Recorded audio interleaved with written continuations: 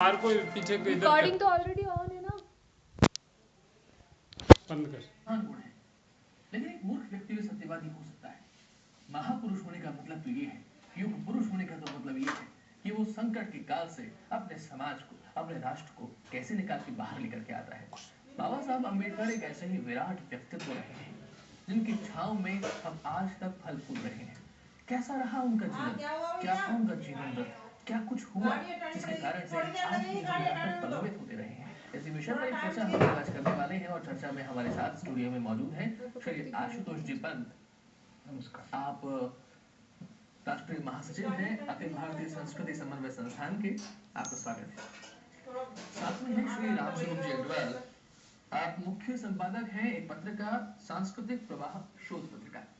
आपका बहुत बहुत स्वागत है हमारे स्टूडियो में रामस्वरूप जी। और चर्चा करने के लिए साथ में हमारे बीच हैं श्री BL बैरवा साहब, आप राष्ट्रीय अध्यक्ष हैं All India Scheduled Caste and Scheduled Tribe Railway Employ Association के। आप तीनों का बहुत बहुत स्वागत है हमारे स्टूडियो में। सबसे पहले बात की शुरुआत मुझे आपसे करना चाहेंगे कि जब हम किसी महापुरुष की बात करते हैं, युग पुरुष की बात करते हैं, तो उसका जीवन बचपन से शुरू हो जाता है। कैसा उसने देखा, क्या कुछ उसके समाज में चलता हुआ उसको नजर आया अपने आस पड़ोस में, उनका बचपन कैसा रहा?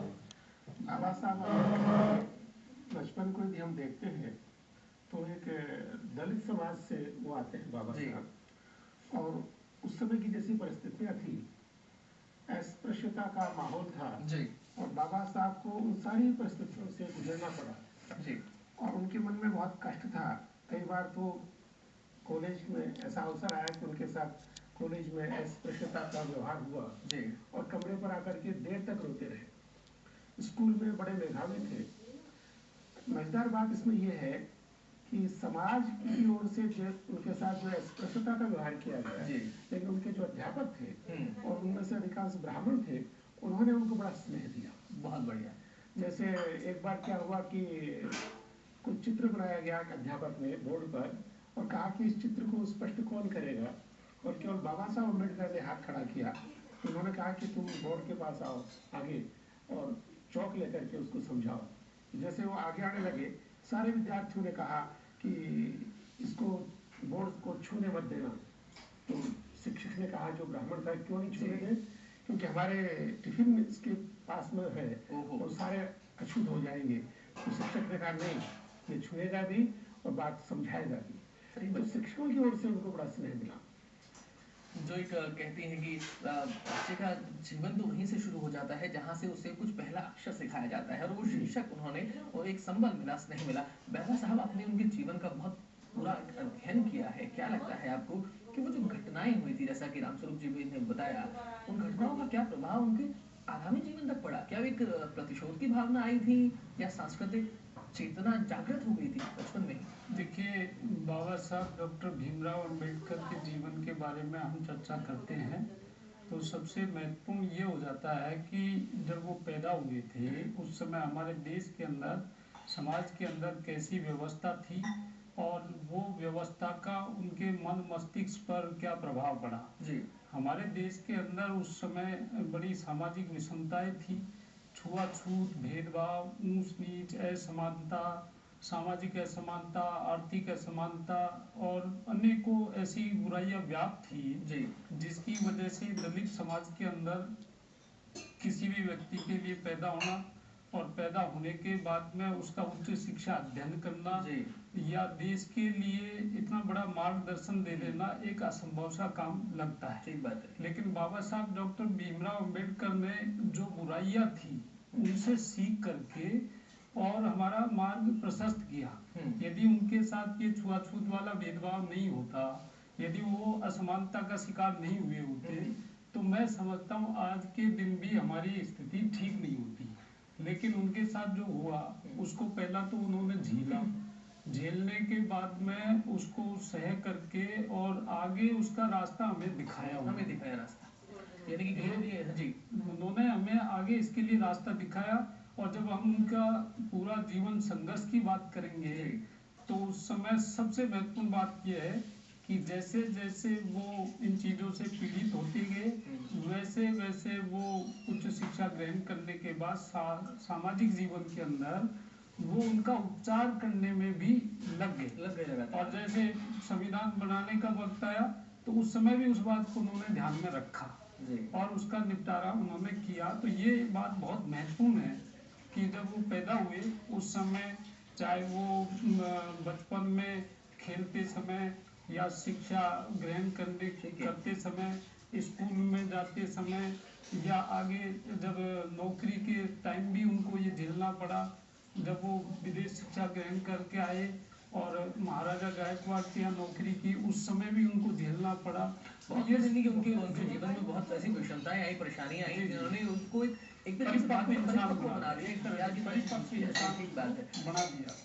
एक बात जरूर कहते हैं, गांधी जी कहा करते थे कि अस्पृश्यता हिंदू धर्म पर कलंक है, और अम्बेडकर साहब कहा करते थे कि अस्पृश्यता हमारी देह पर कलंक है। यदि अस्पृश्यता पाप नहीं है तो कुछ भी पाप नहीं है। उन्होंने हिंदू धर्म, यहाँ पर शब्द और धर्म, इन दोनों को क्या विभेद किया जा सकता है? आंसर देखिए, सबसे पहले तो बाबा साहब जी का जो पूरा व्यक्तित्व जी, वो अपने आप में अगर कोई स्टडी करे तो बहुत सारे आज के समसामयिक प्रश्नों का जवाब मिल जाता। ठीक बात। विचार लो न मृत्यु से डरो, मरो परंतु यो मरो के याद तो करे। बहुत बढ़िया, बहुत सुंदर। यही पशु प्रवृत्ति है कि आप ही चरे, वही मनुष्य है कि जो मनुष्य के लिए जिए, सही मनुष्य के लिए मरे। सो पूरा का पूरा उनका व्यक्तित्व और जीवन इस चीज पर आधारित था। और जहाँ तक अपने समाज, हिंदू धर्म और भारतीय समाज की बात है, उसमें ही रह करके और उसको, उसमें जो विषमताएं हैं उसको दूर करने का प्रयास करना, ये सबसे बड़ा कार्य उन्होंने किया। भारतीय समाज में रहकर उनके पास ऐसे बहुत सारे मौके थे जब भारत को छोड़ करके बाहर जा सकते थे। बहुत बढ़िया। उन्होंने कोलंबिया यूनिवर्सिटी से डिग्री हासिल की है, वहाँ रहे हैं, वहाँ वो रहे हैं, डिग्री हासिल की है, लंदन स्कूल ऑफ इकोनॉमिक्स से वो पढ़े हैं। उसके बावजूद भी अपने ही समाज में आकर के काम करना, ये सबसे बड़ा संदेश है आज के परिप्रेक्ष्य में भी, जो कि हमें उनके व्यक्तित्व से मिलता है। लोग परेशान होते हैं, संघर्ष की स्थिति में आने लगते हैं तो कहते हैं कि देश छोड़ देता तो अच्छा होता। तो मेरे ख्याल से ये जवाब उनका पूरा का पूरा व्यक्तित्व और जीवन जो है बाबा साहब का, उसका जवाब है। यानी कहीं ना कहीं असहिष्णुता के लगता था उन्हें उस समय होगी, लेकिन फिर भी वो कितने सहिष्णु रहे और देशभक्ति की, राष्ट्रवाद का परिचय उनके जीवन में हमें देखने को मिलता है। रामस्वरूप जी, उनका तो धार्मिक चिंतन भी रहा, राजनीतिक चिंतन भी रहा, सामाजिक चिंतन भी रहा, और सबको मिलकर के एक व्यक्तित्व बना। इसीलिए हमने कहा कि एक विराट व्यक्तित्व। तो राजनीति के तौर पर उनका क्या चिंतन रहा है? देखिए, वो विद्यावेता थे जी, शिक्षा शास्त्री भी थे। उन्होंने कई कॉलेज चलाए। उन्होंने महिला, आज जो एक शब्दावली प्रयोग में आती है, महिला सशक्तिकरण, महिलाओं के उत्थान के लिए भी काम किया। लेकिन मूल रूप से जिस समाज से वो आए थे, पिछड़े समाज से, दलित समाज से जी, उसके बारे में उनके मन में बहुत कष्ट था और सब सहन किया हुआ था। इसलिए वो चाहते थे कि दलित समाज भी विकास की दौड़ का एक हिस्सा बने, ठीक बात। विकास का सहभागी बने और बाकी समाज दलित समाज को अपने साथ लेकर चले। इसके लिए उन्होंने संघर्ष किया, बहुत सारे अखबार निकाले, मूक नायक, बहिष्कृत समाज, जनता, जैसे पीरियडिकल्स निकाले, लोगों को इकट्ठा किया। उस समय स्थिति यह थी कि गांव का तालाब है तो एक समाज के लोग, एक वर्ग के लोग वहां से पानी नहीं भर सकते थे। सही कह रहे हैं। तो उन्होंने तालाब सत्याग्रह किया, संगठित करके तालाब से पानी लेना, बाहर का धर्मयुद्ध से ही कहा जाता है। मंदिर प्रवेश के लिए उन्होंने आंदोलन की। उन्होंने मजदूरों को संगठित करने का भी काम किया। तो एक बहुमुखी व्यक्तित्व हमारे सामने बाबा साहब अम्बेडकर का आता है। उनके साथ जो समाज ने भेदभाव किया, उसको एक तरह से भगवान शंकर की तरह से वो जहर पी करके और समाज सेवा का, समाज को सुधारने का और सबको आगे बढ़ाने का कार्य, सबको मार्गदर्शन देने का कार्य बाबा साहब अम्बेडकर ने किया। वाकई में भगवान शंकर की आपने कई बात कही है, कहीं ना कहीं वो एक भीष्म प्रतिज्ञा जैसी मुझे बात भी नजर आती थी कि उन्होंने बचपन में ही अपने मन में एक भीष्म प्रतिज्ञा कर ली कि मैं आजीवन उस तरीके से काम करूंगा जैसे उन्होंने किया, और उन्होंने किया भी। लेकिन अपने अंतिम समय में कुछ कष्ट का अनुभव, बैरवा जी, ऐसा लगता है कि उन्होंने शायद किया होगा, इसलिए 1935 से लेकर के 1956 तक का उनका जो कालखंड रहा है, एक सोच विचार का कालखंड कि मैं कहाँ जाऊं कहाँ नहीं जाऊं। देखिए, बाबा साहब डॉक्टर भीमराव अंबेडकर इसी व्यवस्था में रह करके और इस व्यवस्था परिवर्तन का काम उन्होंने किया और जो जो बुराइयां थी उनको दूर करने का भी काम किया। मैं एक बात स्पष्ट करना चाहता हूँ कि बाबा साहब ने अनेकों बार अपने भाषणों में कहा है कि वो किसी धर्म के खिलाफ नहीं थे, ठीक है, कभी भी, और धर्म को किसी ही बुराई का दोषी भी नहीं मानते थे। लेकिन जो लोग उस धर्म का पालन करते थे वो बुराई पैदा करते थे, उसके वो खिलाफ थे। और ऐसा नहीं था कि उन्होंने जो धर्म परिवर्तन किया था वो भी एक बड़ी अद्भुत उनका महत्वपूर्ण कदम था और कोई खुश होकर के उन्होंने ये काम नहीं किया था। बल्कि क्या है कि जब उन्होंने पूरा जीवन संघर्ष किया और ये सब देखा तो वो बड़े व्यथित हो गए थे और उन्होंने ये महसूस किया। उन्होंने अपने भाषणों में कहा कि मैं हिंदू धर्म में पैदा हुआ हूँ लेकिन हिंदू धर्म में मेरा अंत नहीं होगा। ठीक है। तो ये जो उनका स्टेटमेंट है, ये स्टेटमेंट अपने आप में एक जबरदस्त व्यथित करने वाला है कि ऐसा उन्होंने आखिर कहा क्यों। ठीक है। और जहाँ तक यदि वो हिंदू धर्म के विरोधी होते तो मैं समझता हूँ कि जो इतना लंबा उनका जीवन बीता उसमें उसकी झलक कहीं देखने को मिलती है। हिंदू धर्म के अंदर जो बुराइयां थी उसके वो विरोधी थी। हिंदू जब एक दलित जो हिंदू धर्म में पैदा होता है तो उसको मंदिर में प्रवेश का हक क्यों नहीं है? ठीक बात है। और यदि उसको प्रवेश का हक नहीं है तो वो हिंदू कैसे हो सकता है? ये बहुत विचारणीय बिंदु उन्होंने समाज के सामने रखा। और मैं तो ये भी कहूँगा कि आज हिंदू धर्म यदि बचा हुआ है ये बाबा साहब की वजह से बहुत बढ़िया बात आपने कही है। क्यों बचा हुआ है? क्यों बचा हुआ है कि यदि वो बुराइयां जीवित रहती हमारे देश में, हमारे समाज के अंदर, तो हिंदू धर्म बिल्कुल विघटित हो जाता और जो पीड़ित शोषित लोग थे वो इस धर्म का त्याग करके और दूसरे धर्मों में जा सकते थे। ठीक है। लेकिन वो बुराइयां धीरे धीरे खत्म हुई। उनको बाबा साहब के संघर्ष की वजह से, संवैधानिक प्रावधानों की वजह से, उनके अपलिफ्टमेंट के लिए जो काम हुए उसकी वजह से उनको यहाँ पर रुके रहने का एक मौका मिला। अदरवाइज मतलब दुखी होकर के ये लोग कहीं भी जा सकते हैं। दुखी मन तो वैसे भी कहीं भी जा सकता है, लेकिन उस दुखी मन को भी आनंद का एहसास। एक और बात बताना चाहता हूँ संक्षेप में कि जब ये धर्म परिवर्तन की बात आई तो उनके पास सभी धर्मों के लोग गए। मतलब हिंदू धर्म से जब धर्म परिवर्तन की बात आई तो जैन धर्म के लोग भी गए थे, मुस्लिम धर्म के लोग भी गए थे, सिख धर्म के लोग भी गए थे, ईसाई धर्म के लोग भी गए थे। लेकिन उन्होंने पूरा अध्ययन करने के बाद, बहुत सी सोच विचार करने के बाद में बुद्ध धर्म ग्रहण किया। और ये जो बुद्ध धर्म ग्रहण किया इसका एक लॉजिक ये है कि वो भारतीय संस्कृति को छोड़ना नहीं चाहते। आपने जो बात कही बहुत अच्छी बात है और इस विषय पर हम फिर से आएंगे और रामस्वरूप जी आपसे मैं जानना चाहूंगा। उससे पहले हम साहब, जब तक हम लोग जब भी दलितों के उद्धार की बात करते हैं तो उसके लिए जो व्यवस्था बनाई गई, जो व्यवस्था आज तक चल रही है और कब तक चलेगी और क्या चलना चाहिए क्या नहीं चलना चाहिए दूसरा विषय हो सकता है, लेकिन तब भी एक आरक्षण जो एक शब्द है कि उससे लगता है कि मैं तेरा रक्षण करूं, वो रक्षण कब तक के लिए था? बाबा साहब की उसके बारे में क्या सोच थी? जिनके लिए था उनका क्या अंत्योदय तक आज तक हम लोगों को मिल पाया है वो तरीका, और आज हम लोग उनको किस स्थिति में देखते हैं, और बाबा साहब का वैचारिक दृष्टिकोण उसके बारे में क्या था? बिल्कुल सही है और एकदम स्पष्ट रूप से उन्होंने अपना दृष्टिकोण सामने रखा। शुरुआती दौर पे वो उसे 25 वर्षों के लिए चाहते थे। ये बात और है कि उनको एक ऐसा दबाव का सामना करना पड़ा और 5 वर्षों के लिए उसको स्वीकार करना पड़ा, लेकिन वो ये चाहते थे कि ये समाज जब खड़ा होकर के इकोनॉमिक वे में आर्थिक रूप से जा करके मुख्य धारा में आर्थिक रूप से भी शामिल हो जाए अपने, और तब तक ये जारी रहना चाहिए, उनके साथ समाज का हाथ रहना चाहिए। और वो इकोनॉमिक्स के स्टूडेंट हैं तो वो जानते थे कि आर्थिक रूप से व्यक्ति को शामिल करे बगैर राष्ट्र की मुख्य धारा में अर्थ का बहुत महत्व है। और ग्रॉस डोमेस्टिक प्रोडक्ट जो है वो सबको साथ लेकर के सबके विकास के साथ ही आता है।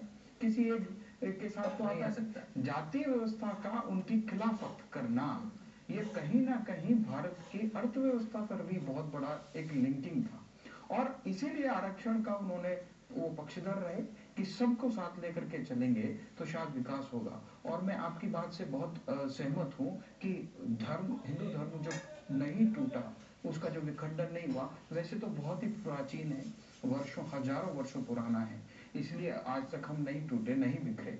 लेकिन इसमें बहुत सारे ऐसे लोगों का भी योगदान रहा है, जिसमें से माननीय बाबा साहब जी का बहुत बड़ा योगदान रहा, और वो नहीं टूटे, वो नहीं गए।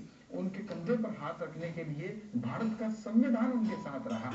ये बहुत बड़ी बात रही, जिसकी वजह से हम लोग आज खड़े हैं। और इसी वजह से जितने भी बौद्धिक बुद्धिजीवी लोग आए और जाएं, लेकिन कोई भी व्यक्ति इस बात को नकार नहीं सकता कि आरक्षण की जो व्यवस्था दी गई थी वो बिल्कुल एक बड़ी भूल थी। कोई ये बात नहीं कहेगा वो भूल नहीं थी, वो एक सबसे बड़ा वरदान था, जिससे कि भारत आज खड़ा है, बचा है। लेकिन जी ये बात भी सत्य है कि उनके मन में इस बात का था कि एक इनिशियल लेवल पर ये आए, और जब तक वो एक स्तर पर पहुंच जाए तो फिर उसकी आगे समीक्षा की जानी चाहिए। ये आज का प्रश्न हो सकता है जरूर। अभी जो बात भैरवा साहब ने की थी, हमें वाकई में ये चीजें कहीं ना कहीं लगती है कि वर्ल्ड मैप में अगर हम भारत की स्थिति देखते हैं तो ऐसा लगता है कि एक तरफ अफगानिस्तान, पर्शिया, अरब संस्कृति है, दूसरी तरफ चीन और जापान की एक संस्कृति है, उसके बीच में भारत कहीं एक फंसा हुआ है। तो इस ऐसे देश में रामस्वरूप जी, जो भैरवा साहब कह रहे थे कि सभी पंथों के लोग उनके पास में मिलने के लिए आए, तो कहीं भी जा सकते थे, इतनी बड़ी जनसंख्या, सेकंड मेजोरिटी इस्लाम को मानने वालों की थी, उसके बाद में ईसाइयत का हमारे यहाँ इतना प्रवेश रहा है, सिक्खी को तो वो तकरीबन मान चुके थे, लेकिन फिर बौद्ध को अपनाया क्यों और बाकियों को क्यों नहीं अपनाया? दोनों ही बातें हम आपसे जानना चाहते हैं। भैरवा साहब ने भी ये बात कही कि वो हिंदू धर्म के विरोधी नहीं थे जी, वस्तुतः है वो हिंदू धर्म के बहुत बड़े सुधारक के रूप में हमारे सामने आते हैं। लेकिन वो जो अस्पृश्यता की जो एक परंपरा थी, तो उसको एक जोर का झटका देना चाहते थे हिंदू समाज को, और इसलिए उन्होंने भारतीय परिवेश में जो भी धर्म थे उनमें से एक धर्म, बौद्ध धर्म को अपनाया। जो बाहर से आए हुए धर्म थे उनके बारे में उनकी एक भिन्न धारणा थी, इसलिए उनको अपनाया नहीं, सबसे बातचीत की, लेकिन मूलतः भारतीय संस्कृति में रचा बसा एक धर्म उनको अपनाना था। मूल बात थी एक समाज को एक जोर का झटका देना कि वो समझे और इस अस्पृश्यता की भावनाओं को दूर करें, सबको साथ लेके चले, ये इनकी मूल भावना है। यानी कि उन्होंने धर्म को पकड़े रखा, शब्द को छोड़ा। बिल्कुल बिल्कुल यही था। उन्होंने एक प्रकार से भारतीय जो जीवन पद्धति थी, भारतीय जो सांस्कृतिक परिवेश था, उसको उन्होंने नहीं छोड़ा। ठीक बात है, वो छोड़ना भी नहीं चाहिए। अगर वो छोड़ देते तो शायद जो आज स्थिति भारत की दिखाई देती है, वैसी स्थिति भारत की दिखाई नहीं देती, और शायद कुछ नक्शा भी हमारा बदला हुआ सा हमें नजर आता है। भैरवा जी, कोई ऐसी बात जो आपको लगता है कि अभी हमारे डिस्कशन में रह गई, आप कहना चाहते हैं? मैं जो एक आरक्षण का आपने बिंदु छेड़ा, क्योंकि जो मोस्ट कंट्रोवर्शियल चीज है जिसके बारे में क्या लोग ज्यादा जानना चाहते हैं, और मेरा हमेशा ऐसा विचार रहता है कि ऐसी चीजों को दबाना ठीक नहीं रहता है, क्योंकि आम जन को ये मालूम होना चाहिए कि ये है क्या। वैसे भी नियम ऐसा है, जितना दबाएंगे जितना दबाएंगे। तो ये जो आरक्षण है, इसके ऊपर मैं थोड़ा सा बताना चाहता हूँ कि जब आज़ादी की लड़ाई चल रही थी और गोलमेज सम्मेलनों में जा रहे थे हमारे देश के नेता, तो उस समय बाबा साहब ने कहा था कि हमारा देश आज़ाद हो जाएगा, अंग्रेजों से आज़ाद हो जाएगा, लेकिन हमने यदि यहाँ ये दलितों के बारे में कोई बातें नहीं की, या इनके जीवन स्तर को सुधारने की बात नहीं की, या इनको हक अधिकार नहीं दिए, तो हमारे अंदर फिर भी गुलामी रह जाएगी। वो हमारी आंतरिक गुलामी होगी, एक दूसरे लोगों से हम गुलाम होंगे। ठीक है, तो इससे वो छुटकारा चाहते थे, और उन्होंने गोलमेज सम्मेलनों में ये बात रखी।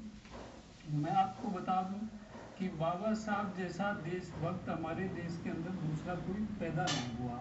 ठीक है, देशभक्त सारे थे, हम तुलना नहीं कर सकते, लेकिन सारी अपनी जगह थी, उनकी अपनी जगह थी। उनका देशभक्ति का नजरिया ये था कि देश आजाद भी हो, लेकिन एक संपन्न राष्ट्र के रूप में। बात है, बहुत अच्छा। और इसके लिए उन्होंने बात रखी, और अपने अधिकारों की बात, जो एक सेपरेट इलेक्टोरेट की जैसे बात कही, तो वो जो अंग्रेजों की सरकार थी उसने उसको मान लिया था मानने के बाद में गांधी जी पूना के अंदर नर्मदा जेल में अनशन पर बैठ के, और बैठने के बाद काफी कुछ उसमें वार्तालाप हुआ। ठीक है। तो उस समय पूरे देश के अंदर बड़ा ऐसा माहौल था कि यदि गांधी जी का जीवन नहीं बचा तो काफी झगड़े हो जाएंगे, जो दलित हैं उन लोगों के साथ मारकाट हो जाएगी। बाबा साहब ने इस बात को समझा और वो खुद गांधी जी के पास गए और एक रास्ता वह निकला, वो रास्ते का नाम पड़ा पूना पैक्ट।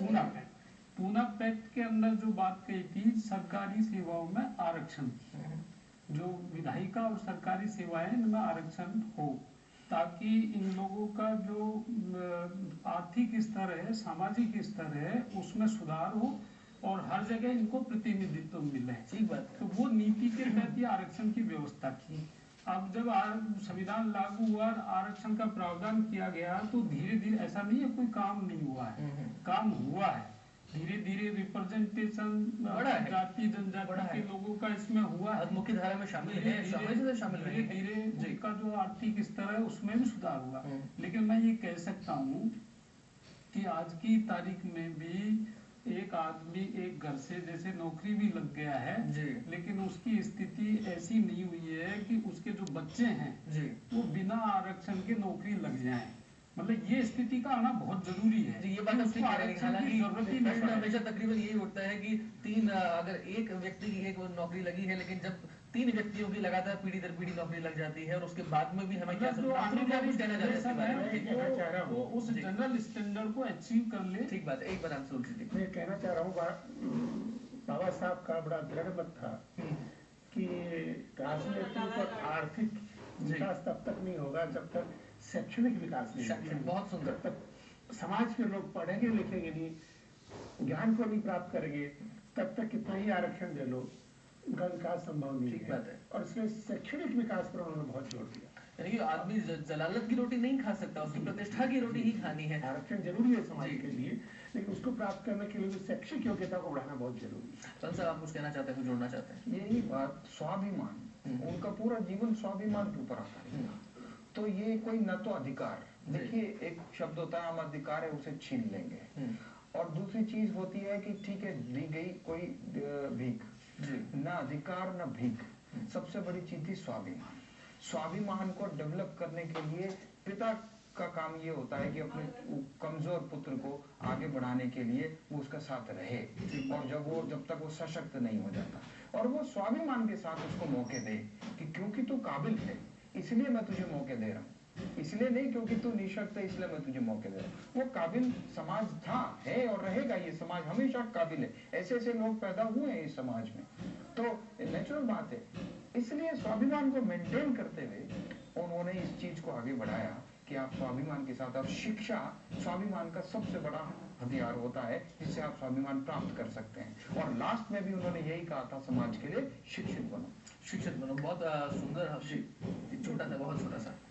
बाबा साहब का कहना था शिक्षित बनो, संगठित हो और संघर्ष करो। सही बात है। यही एक मंत्र था कहीं ना कहीं कि संघर्ष एक महामानव का। शिक्षित बनो, संगठित बनो और संघर्ष करो, लगातार चलते चलो। वाकई में हम लोग देखते हैं कि जितना महर्षि वेद व्यास ने, जितना भगवान श्री कृष्ण ने, जितना हर्ष ने हमारे समाज को दिया है, उतना ही दिया है वाल्मीकि ने, उतना ही दिया है चोखा मेला ने, और उतना ही दिया है संत रविदास ने। कहीं कोई शून्यता नहीं है। लेकिन फिर भी एक देखने में आता है कि जब तक हम सामाजिक दृष्टि से सबल नहीं होते तब तक सांस्कृतिक एकता का विकास नहीं हो सकता, और वो तभी होगा जब हम सामाजिक दृष्टि से सबल होंगे, और उसके लिए आर्थिक दृष्टि से भी संपन्न होना जरूरी है। कहीं ना कहीं यही बातें थी जो घूम फिर करके उनके पूरे विराट व्यक्तित्व का दर्शन हमें कराती है। तो जरा ये दर्शन हम लोग भी कर लें, और हम लोग एक दूसरे से कह लें कि हम प्रेम से सबको जोड़ेंगे, मर्यादा को नहीं तोड़ेंगे, संकट कैसा हो विकट घना, कर्तव्य डगर ना छोड़ेंगे। तो उस कर्तव्य डगर में हम लोग आगे चलते चले। बाबा साहब का आशीर्वाद हम पर हमेशा बना रहेगा। तीनों का स्टूडियो में पधारने के लिए बहुत बहुत धन्यवाद। नमस्कार।